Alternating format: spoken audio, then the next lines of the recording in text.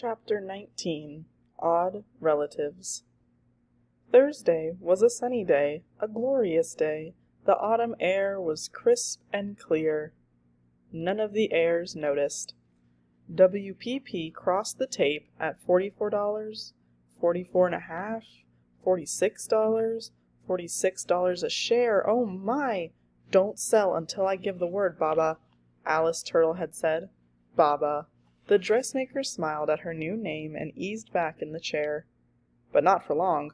WPP, 48.25. Oh my, oh my! Flora Baumbach bit her thumbnail to the quick. If only the child was here. The child was being examined by the school nurse, having been caught again with a radio plugged in her ear. Turtle blamed her misbehavior on a toothache. The only thing that soothes this horrendous pain is listening to music. You should see a dentist, the nurse said. I have an appointment next week, Turtle lied. Can I go home now? The pain is truly unbearable. No. The nurse packed the tooth with foul-tasting cotton and sent her back to class. So every half hour, Turtle had to ask permission to go to the lavatory in order to keep up with the latest stock market reports. Bladder infection, she explained.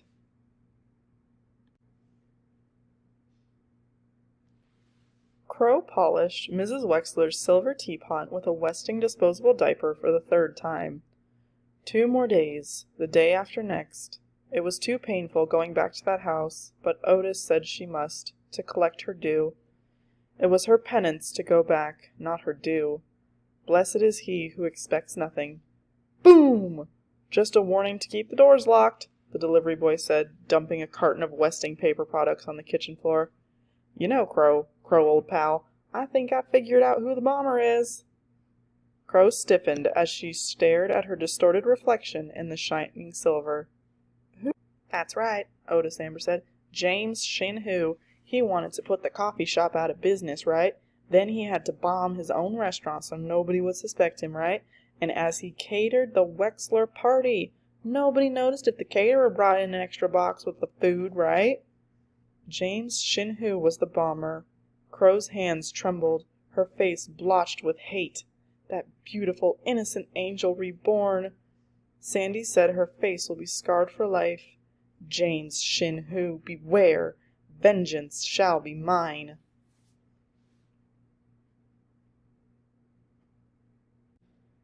The judge rearranged her docket in order to have these last days free. Leave it to Sam Westing to interfere with her work. Sandy turned to his next entry. It's an interesting one. Crow. Bertha Erica Crow, age 57, mother, died at childbirth, raised by her father, deceased. Education, 1 year of high school, married at 16, divorced at 40, ex-husband's name, Windy Windakoppel. Hospital records, problems related to chronic alcoholism. Police record, 3 arrests for vagrancy, gave up drinking when she took up religion, started the Good Salvation Soup Kitchen on Skid Row, works as a cleaning woman in Sunset Towers, lives in the maid's apartment on the 4th floor. Westing connection? Unknown. Yes, it is interesting, Judge Ford replied, but it hardly tells us what we want to know. You've got a customer. Jake Wexler pointed a spare rib at the black-clad figure standing at the restaurant door. Must be a bill collector, Hu said, frowning over his account book. Grace looked up, saw it was only the cleaning woman, and returned to the sports photographs she was sorting. A dozen or more superstars would be framed and hung on one of the wall of Who's on First. Come join us! Jake shouted. Limping over to their table, Crow heard Mrs. Wexler click her tongue. Sinful woman. She'll go to hell with her pride and her covetousness. And take a look at that foot-butcher husband with her. And that one, the fat one, the glutton, the bomber, the mutilator of innocent children. Maybe she is a customer, Who thought, recognizing the face clenched in a righteous anger as that of a diner not being served fast enough. He rose and pulled out a chair for Crow. My wife will be serving a Chinese tea lunch shortly. Madam Hu placed a variety of dumplings on the table, giggled at Jake, and ran back to the kitchen. That tittering Madam Hu was a beautiful woman. and quite young. Grace, casting a suspicious eye on her husband, was suddenly seized by a surge of gnawing jealousy. Maybe it was just the fried dumpling. Madame Hu returned to pour the tea. Jake patted her hand. Good, Grace noticed. She's clutching her stomach. About time she felt jealous. The podiatrist turned his smile to Crow. Nothing wrong with your appetite, I'm happy to see. Nothing is wrong with my mouth, the cleaning woman replied, looking down at her plate. It's my feet that hurt. That corn you cut didn't heal yet. I had got a callus on the sole of my left foot, and my ingrown toenail is growing again. Grace clasped a hand over her mouth and ran out of the restaurant. Mr. Hu headed for the kitchen. Your trouble comes from years of wearing the wrong kind of shoes, Jake lectured. Crow wasn't listening. James Shin Hu, the bomber, was coming back. He had something in his hand. Here, Crow, try these. I invented them myself. Paper inner soles. They'll make your feet feel like you're floating on air. It's tough standing on your feet all day. Here, take them. Crow examined the 2 pads of spongy folded paper. How much? Nothing. Compliments of the house. Still suspicious, Crow slipped the inner soles into her shoes and tried walking. What a blessed relief! Otis Amber was wrong. James Shin Hu was a charitable man. He couldn't be the bomber. Crow floated out of the restaurant without paying for her lunch. Oh no, not another victim! Sidel Pulaski cried, stuffing her notes under the mattress. The nurse wheeled Chris next to Angela's bed and explained that the boy would be tested for a new medication. Are you all right? She asked, bending over the squirming patient. Chris was trying to remove a blank sealed envelope from his bathrobe pocket. He knew his brother had a crush on Angela. He figured Theo must have sneaked upstairs in the wrong bathrobe to slip a letter under Angela's door, then remembered she was in the hospital and was too shy to give it to her in person. Look at that smile, Sidel exclaimed. From Theo, he said. Chris hoped to watch Angela read the love letter, but the nurse insisted he return to his room. Bye-bye. Good luck, Sidel called again. Angela waved a bandaged hand. Mountain, Chris replied. From Turtle. Serves her right for kicking his partner. Mountain, Angela thought. Turtle's MT stood for mountain, not empty. And the letter was not from Theo.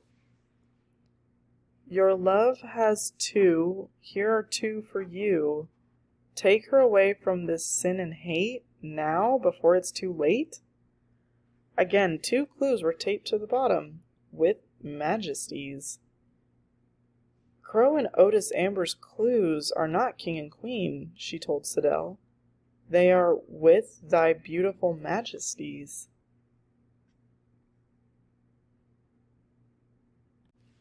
Sandy and the judge were still at work on their heirs. Wexler, Jake Wexler, age 45, podiatrist, graduated from Marquette, married 22 years, has 2 daughters, see below. Grace Windsor Wexler, born Gracie Winderkoppel, age 42, married to above. Claims to be an interior decorator, spends most of her time in the Chinese restaurant or the beauty parlor. She and Jake, see above, have 2 daughters, see below. Angela Wexler, age 20, engaged to marry D. Denton Deere, also an heir, 1 year college, high grades, victim of 3rd bombing, embroiders a lot. Turtle Wexler, real name Tabitha Ruth Wexler, age 13, junior high school student, plays the stock market, smart kid, but kicks people. Flora Baumbach calls her Alice. Westing connection. Grace Windsor Wexler claims that Sam Westing is her real uncle. Angela looks like Violet Westing, so does Grace in a way, except she's older. Sandy fidgeted with his pen. There's something I didn't write down. Maybe I shouldn't tell you, but you being a judge and all, well, Jake Wexler, he's a bookie. No, he should not have told her. A small-time operator, I'm sure, Mr. McSuthers. The judge replied coldly. It can have no bearing on the matter before us. Sam Westing manipulated people, cheated workers, bribed officials, stole ideas. But Sam Westing never smoked or drank or placed a bet. Give me a bookie any day over such a fine, upstanding, clean-living man. The doorman's face reddened. He pulled the dented flask from his hip pocket and downed several swigs. She had been too harsh. "Would you like me to fix you a drink, Mr. McSuthers?" "No thanks, Judge. I prefer my good old Scotch." "Windacopple!" The judge's outburst was so unexpected Sandy had a hard time keeping down the last swig. Grace Wexler's maiden name is not Windsor, it's Windacopple," the judge exclaimed, rifling through the pages of Sandy's notebook. "Here it is. Bertha Erica Crow, ex-husband's name, Windy Windacopple." Sandy stopped coughing and started laughing. "Grace Winslow Wexler is related to somebody, all right. She's related to the cleaning woman. Think she knows, Judge?" "I doubt it. Besides, we cannot be certain of this relationship. I'd like to see the documents in Crow's folder again." "I'm sure it's Windacopple, Judge. I checked all my spellings 3 times over." Judge Fords reread the private investigator's reports. "Mr. McSuthers, it is Windacopple, but look carefully at the name of the woman in the interview." "Bertha Erica Crow? Sure I know her. She and her pa lived in the upstairs flat. We were best friends, almost like sisters, but she was the pretty one with her beautiful complexion and long gold red hair. She left school to marry a guy named Windacopple. Haven't seen or heard from her since. She's not in any trouble, is she?" Transcript of taped interview with Sybil Pulaski, November 12th. "Pulaski!" the doorman said. "Not just Pulaski," the judge pointed out. "Sybil Pulaski. Sam Westing wanted Crow's childhood friend, Sybil Pulaski, to be one of his heirs. He got Sidel Pulaski instead." "Gee, Judge, I never noticed that. Boy, am I dumb. But what does that mean?" "It means, Mr. McSuthers, is that Sam Westing made his first mistake." Chapter 20. Confessions. Friday came quickly to the Westing heirs. Too quickly. Time was running out. Turtle skipped school. She was in enough trouble, but she could build her own school and hire her own kind of teachers when she became a millionaire. In spite of having Turtle at her side, Flora Baumbach still stared at the ever-changing endless tape from the edge of the chair, chewed on what remained of her fingernails, and uttered an "Oh my!" each time WPP went by. At 2 o'clock, Westing Paper Products sold at $52 a share, its highest price in 15 years. "Now, Baba, sell!"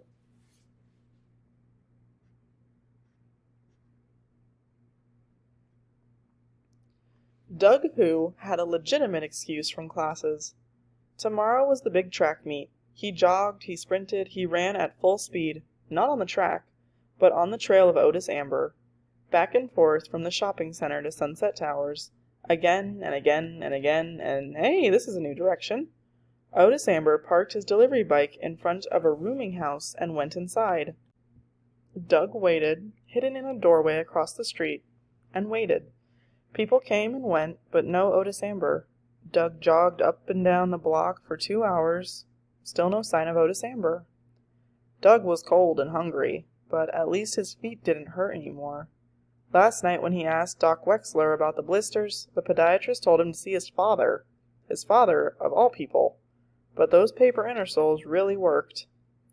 At 5 o'clock, Otis Amber skipped out of the rooming house, hopped on his bicycle, and returned to Sunset Towers empty-handed. Doug's assignment was over. Well, almost over. Where was Theo? Theo was being patched up in the hospital emergency room after a slight miscalculation in his solution experiment. Fortunately, no one else was around when the lab blew up. "You like playing with explosives, kid?" the bomb squad detective asked. Accidents in high school chemistry were not unusual, but this student lived in Sunset Towers.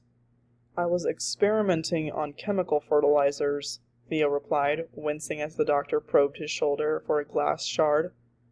"The first bomb went off in your folks' coffee shop, right? Your mother and father work you pretty hard, don't they? They work harder than I do. Why all the questions? Your captain said the Sunset Tower's explosions were just fireworks.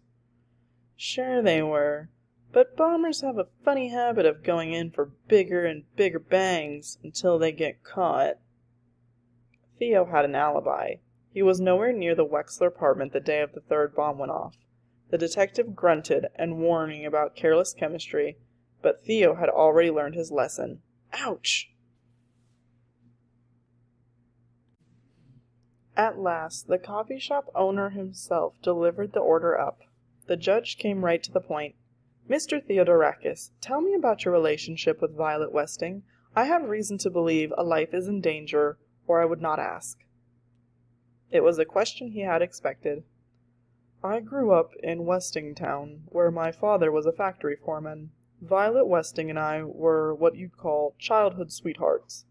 We planned to get married someday, when I could afford it, but her mother broke us up. She wanted Violet to marry somebody important. The judge had to interrupt. Her mother? Are you saying that Mrs. Westing who arranged the marriage, not Sam Westing? George Theodorakis nodded. That's right. Sam Westing tried to involve Violet in his business. I guess he'd hoped she'd take over the paper company one day, but she had her heart set on being a teacher. Besides, Violet didn't have much of a business sense. After that, her father never paid her much attention. Go on. The judge held the witness in her stare. The subject was becoming painful, and Mr. Theodorakis faltered several times in the telling. Mrs. Westing handpicked that politician. Probably figured the guy would end up in the White House, and her daughter would be First Lady, but Violet thought he was nothing but a cheap political hack, a cheap crook. Violet was a gentle person, an only child. She couldn't turn against her mother. She couldn't face marrying that guy. I guess she couldn't find a way out, except... Mrs. Westing sort of went off her rocker after Violet's death, and well, it was a long time ago. Thank you, Mr. Theodorakis, the judge said, ending the interrogation. The man had a different life now, different loves, different problems. Thank you. You have been a big help. Sandy was now able to complete the entry. Theodorakis. Theo Theodorakis, age 17, high school senior, works in family coffee shop, wants to be a writer, seems lonely, can't find anyone to play chess with. Christos Theodorakis, age 15, younger brother of above, confined to wheelchair, disease struck about 4 years ago, knows a lot about birds. Westing connection. Father was childhood sweetheart of Sam Westing's daughter, who looked like Angela Wexler. Mrs. Westing broke up the affair. She wanted daughter to marry somebody else, but Violet Westing killed herself before the wedding. Neither parents above are heirs. I hear the new medicine they're trying out on Chris is doing some good, Sandy reported, but the poor kid needs more help than medicine. He's real smart, you know. Chris could have a real future, be a scientist or a professor even, but it will take a pile of money, more money than his folks could ever make, to put him through college with a handicap like that. The parents interest me more, the judge said. Why are they not heirs? Sandy had some thoughts on that too. Maybe Sam Westing didn't want to embarrass poor George Theodorakis, him being married and all. Or maybe Westing figured he'd be too busy with his coffee shop to stay in the game. Or maybe Westing blamed him for his daughter's death, figuring they should have eloped. No, if Sam Westing blamed Mr. Theodorakis, he would have made him an heir in this miserable game. The judge replied, There are too many maybes here, which is what Sam Westing planned. We must not allow ourselves to be distracted from the real issue. Which heir did Sam Westing want punished? The person who hurt him most? Sandy guessed. And who would that be? The person who caused his daughter's death? Exactly, Mr. McSuthers. Sam Westing plotted against the person he held responsible for his daughter's suicide. The person who forced Violet Westing to marry a man she loathed. Mrs. Westing? That's not possible, Judge. Mrs. Westing isn't one of the heirs. I think she is, Mr. McSuthers. The former wife of Sam Westing must be one of the heirs. Mrs. Westing is the answer, and whoever she is the one we have to protect.